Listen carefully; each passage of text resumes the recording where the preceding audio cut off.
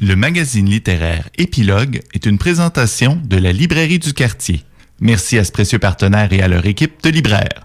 Vos prochaines lectures vous attendent au 1120 Avenue Cartier.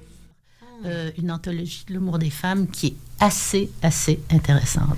Formidable. Et je termine avec un truc très, très, très contemporain. C'est un texte, moi, qui a été un de mes préférés après celui de Mira Falardeau.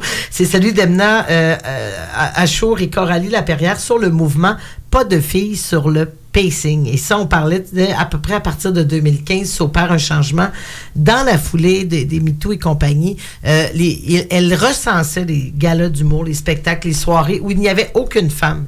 Et là, vous allez tomber en bas de votre chaise si vous ne vous souvenez pas de cette anecdote. Je m'en suis souvenu en la lisant. Il y avait un événement de Gatineau qui était tellement tanné de se faire pointer du doigt par ce collectif qu'il l'avait mis sur pied un lundi d'humour là, ou des soirées avec une humoriste, Sonia Bélanger, qui était fausse.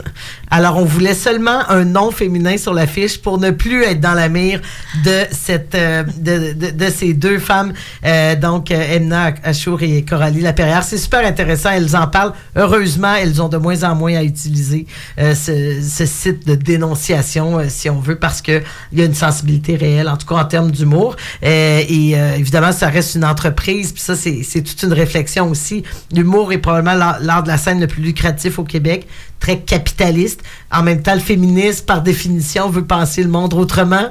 Alors, est-ce qu'on doit... ça, c'est une réflexion qui clôt l'ouvrage, là, qui est un petit peu confrontante et extrêmement intéressante. Alors, voilà, tout ça, c'est le texte qui se termine en disant non, le féminisme... les féministes n'ont pas leur place en humour. Évidemment, c'est provocateur, mais Catherine Thomas nous surprend avec ce texte. Mira Falardeau, merci. Merci. D'avoir contribué à cet ouvrage sur la bande dessinée féministe des années 70-80. Encore beaucoup de chemin à faire, on le voit, mais de savoir d'où on part, c'est déjà un bon début. Merci. Merci.